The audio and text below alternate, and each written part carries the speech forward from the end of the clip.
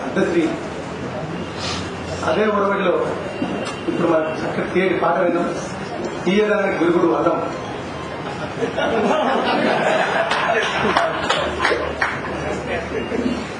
ఈ తెలంగాణ పల్లె బతుకు నిజానికి తెలంగాణ అయితే పాట పదాలన్నీ కూడా జంగ్ జరుగుతున్నారు. జవాన్సి జంగ్ లడాసి లడాయి చేస్తున్నారు.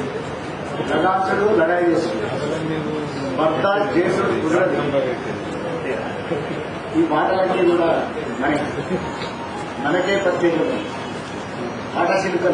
పాటశిల్పలు పల్లెనీకు వందనం, పల్లెల ఆటలు మాటలు భాషలు. ఈ సంస్కృతి అంతా కూడా ఒక్క తెలంగాణలో ఉండేది. ఇది మనకు ప్రత్యేకం. ఈ సంస్కృతి నుంచి, మన సంస్కృతి నుంచి, మన ఆటపాటల నుంచి, మన పని పాటల నుంచి పాట పుట్టింది. ఎందుకంటే మళ్ళీ దానికి పోతే మన దగ్గర బోటలు ఉన్నాయి కాబట్టి బోట పాటలు పుట్టినాయి, బతుకున్నది కాబట్టి బతుకు పోటలు పుట్టినాయి, పోరాటం ఉన్నది కాబట్టి పోరాట పాటలు పుట్టినాయి, లడాయి ఉన్నది కాబట్టి లడాయి పాటలు పుట్టినాయి. ఇట్లాంటి ఇంత వాతావరణం కలిగిన, ఇంత వైవిధ్యం కలిగిన ఇన్ని రకాల సాహిత్యం కానీ, ఇన్ని రకాల పాటలు కానీ భారతదేశం మొత్తం మీద ఏ ప్రాంతంలోనూ నిమ్మని చెప్పడానికి మనం తెలంగాణ ప్రాంతం గర్వంగా ఉంది.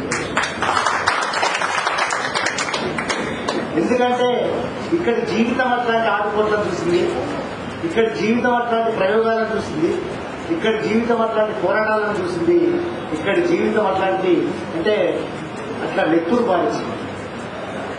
మనకు అమరవీరులు ఉన్నారు కాబట్టి మనకు అనేక అమరవీరుల పాటలు వచ్చింది. తెలంగాణ కోసం కొట్లాడింది, పిల్లలు చచ్చిపోయారు కాబట్టి వాళ్ళ కోసం 369 మంది కోసం ఇవాళ అనేక పాటలు వచ్చింది. వాళ్ళు కొట్లాడిలో చచ్చిపోయిన తీగో ఉన్నది కాబట్టి ఆ తీగోకు సంబంధించిన పాటలు తెలంగాణ వచ్చింది. దీన్ని కొంచెం చూస్తే మనము పాటలు ఒక్కసారి చూస్తే తెలంగాణ రైతాంగ సాయుధ పోరాటం నుంచి వచ్చిన పాటలు, సాహిత్యం గొప్ప సాహిత్యం వచ్చింది. ఇప్పటికీ దాన్ని తవ్వి తలవెత్తుకుంటున్నారు పశువులు. దానికి ముందే మనకున్న ఆత్మ ఒకటి ఉంది, జానపద ఆత్మ. ఈ జానపద ఆత్మ వల్ల మనకు విపరీతంగా జానపద సాహిత్యం వచ్చింది. ఈ జానపద సాహిత్యం నుంచి తెలంగాణ రైతాంగ సాయుధ పోరాటం తీసుకున్నది. ఈ జానపద సాహిత్యం నుంచే ఇటు నక్సల్బరీ రైతాంగ పోరాటం తీసుకున్నది. ఈ జానపద సాహిత్యం నుంచే ఇవాళ మనం జంగు మధ్యలో ఉన్నాం, లడాయి చేస్తున్నాం. ఈ లడాయి కోసం కూడా మన మూలాలలో ఏవైతే పాటలు ఉన్నాయో ఆ పాటల నురుగుని మనం తీసుకున్నాం. పల్లెనీకు వందనం మాట్లాడా కూడా, గద్దర్ రాసిన 101 మాటలైనా కూడా, మన మిత్రులు రాసిన అనేక మంది పేరు రాసిన పాటలైనా కూడా మన పల్లె మూలాల నుంచి వచ్చింది. మన పల్లె అట్లా ఉంది కాబట్టి ఆ మూలాల నుంచి ఆ పాటలు వచ్చింది. మన బతుకట్లా ఉంది కాబట్టి మన బతుకు నుంచి ఆ పాటలు వచ్చింది. అది తెలంగాణ పల్లె గొప్పతనం, తెలంగాణ బతుకు గొప్పతనం. ఇట్లాంటి బతుకు, ఇట్లాంటి పోరాటం, ఇట్లాంటి ఆరాటం, ఇట్లాంటి లడాయి మరే ప్రాంతంలో ఉంది. అందువల్లనే మీరు ఒక్కసారి ఆలోచిస్తే రైతాంగ సాయుధ పోరాటం అప్పుడు వచ్చిన సాహిత్యం కానీ, ఆ తర్వాత వచ్చిన నక్సల్బరీ రైతాంగ సాయుధ పోరాటం వచ్చినప్పుడు వచ్చిన సాహిత్యం కానీ, ఇప్పుడు వచ్చిన సాహిత్యాన్ని ఒకసారి చూడండి. ఎన్ని క్లాసెట్లు అంటే మీరు ఒకసారి సిద్దిపేట రూట్లో పోయినప్పుడు ఒకసారి చూడండి. ఆ సిద్దిపేట యువతల డాబాలు చేశారు. ఆ డాబాల దగ్గర బండ్లాలు పోయి, ఈ బండ్లాకి పోయి గోల్డెంగానే పాట ఉందా అని అడుగుతుంది.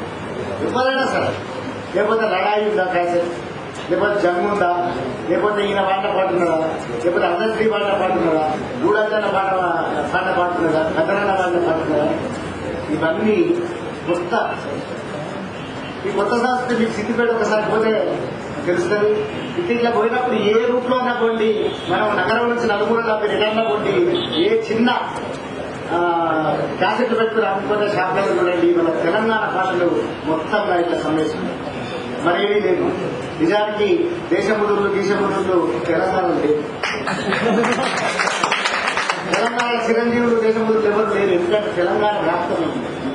ఈ వ్యాప్తమై ఉండడానికి కారణం గూడ అంజన్న, అంజశ్రీ, రమేష్, గద్దర్, ఊరి వెంకన్న, ఇంకా పేరున మన తెలంగాణ గొప్ప వాళ్ళైన మన తెలంగాణ కళాకారులు, గాయకులే కాదు, అంతకంటే ఎవరు కాదు. ఎన్ని కార్యక్రమాలు చేసిన రోజులండి. ముఖ్యంగా ఏ ఉద్యమానికైనా పాట దమ్ము లేకుండా ఉద్యమాలు ముందుకు పోలేదు, గుర్తుపెట్టుకోండి. తెలంగాణ సాహిత్యం దమ్ము లేకుండా, సంస్కృతి దమ్ము లేకుండా, సంస్కృతి దాని అండగా లేకుండా, పాట ముఖ్యంగా పాట ప్రజల్లోకి పోకుండా ఏ ఉద్యమం కూడా ఇప్పటి వరకు ప్రజల్లోకి. అందుకే ఈ మధ్యన జరుగుతున్న చాలా సభలలో పాదయాత్రలో మేము అనుభవించడం 5 నిమిషాలు మాట్లాడితే ఎక్కువ వద్దని అంటే పాట తీసుకుపోయే సందేశం, పాట మీ మనసులో నాటుకుంటుంది. ఎందుకంటే మీలాగే ఉంటుంది కదా, అందశ్రీ బతులాగే నా బతుకుంటుంది, మీ బతుకుంటుంది కనుక అది మిమ్మల్ని తాకుతుంది లేదు కనుక అది లడాయి చేయడానికి, జంగు చేయడానికి పురికొల్పోయి ఒకటే పాట. అదే సజీవమైంది మన ఆ ఒక్క ఆయుధమే మనకు సజీవం.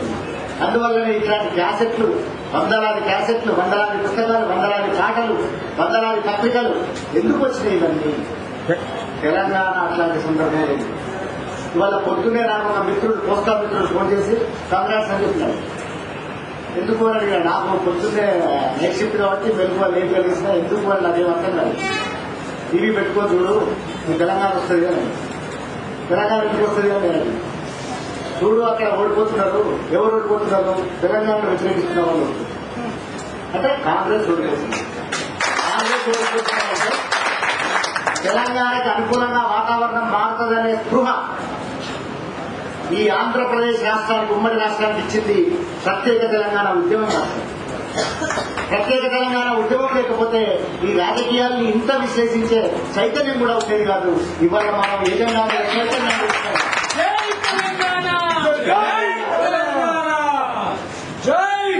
వ్యాప్తంగా ఉన్న ఆంధ్రప్రదేశ్ రాష్ట్రాన్ని తెలంగాణ ఒక చైతన్యంలో తెచ్చింది. ఆ చైతన్యం వల్లనే వల్ల ప్రతి దాన్ని తెలంగాణ చుట్టూ విశ్లేషించే ఒక వాతావరణం. నిజానికి ఎక్కడో ఉత్తరాఖండ్ లో, పంజాబ్ లో బీజేపీ గెలిస్తే దానికి దీనికి ఏమి సంబంధం ఉంది? ఎవరైతే తెలంగాణను వ్యతిరేకిస్తున్నారో, ముఖ్యంగా కాంగ్రెస్ మొత్తాన్ని కూడా ఒక రకంగా మేము రాజశేఖర్ రెడ్డి లాంటి వాళ్ళు ఎంత తీవ్ర వ్యతిరేకులు, ఆ వ్యతిరేకులు ఎన్ని డిజైన్ చేస్తున్నారు, తెలంగాణను ఇవ్వకపోవడానికి, తెలంగాణను దూరం కొట్టడానికి ఎన్ని డిజైన్ చేస్తున్నారు. ఆ డిజైన్స్ అన్నిటికీ ముందు ముందు చెప్పబడుతుంది. ముందు ముందు తెలంగాణ గురించి తెలంగాణ వాళ్ళు కాంగ్రెస్ లో ఉన్న వాళ్ళు ఆలోచించిన తప్పని పరిస్థితి వస్తుంది. మా మిత్రుడు క్రాంతి స్టేజ్ మీద కూర్చుంటే నేనే ఆశ్చర్యపోయినా. ఇన్ని రోజులు మాతోటే ఉన్నాడు క్రాంతి, మాతోటే తిరుగుతున్నాడు, మాతోటే ఉన్నాడు, మా జర్నలిస్ట్ ఫోరంలో యాక్టివ్ ఆయన కూడా. కానీ వాళ్ళ ఆయన స్టేజ్కి వచ్చింది కాంగ్రెస్ నుంచి, అవి అటు వారేసిండు ఆ గుడ్డల్ని. కనుక ఇదే మరీరావు వస్తున్నాడు, పీజీఆర్ వస్తున్నాడు చాలా సందర్భాల్లో. ఇది వేగవంతమవుతుంది. ఇలాంటివన్నీ కూడా ఈ పొలిటికల్ డైమెన్షన్స్ కూడా నిర్ణయిస్తూ ఒక నిర్ణాయక పాత్ర వహిస్తున్నది తెలంగాణ ప్రదేశం.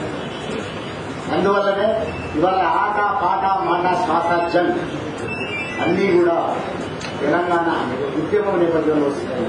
నిజానికి ఇంత గొప్ప సాంస్కృతికమైన పునరుజ్జీవనం, ఒక స్తబ్దైన వాతావరణం. నిజానికి మీరు గమనిస్తే, అంటే ఈ పొలిటికల్ అది మాట్లాడుకున్నప్పుడు చూస్తే ఒక స్తబ్ద వాతావరణం.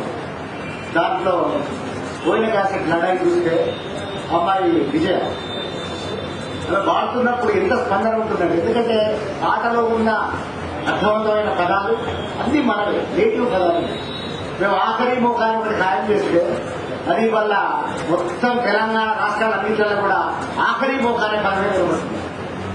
ఇట్లాంటి పదాలు ఎన్నున్నాయంటే తెగాచి కొట్లాడే అన్న పాటలు బర్దాస్ చేసుడు కుదరదు.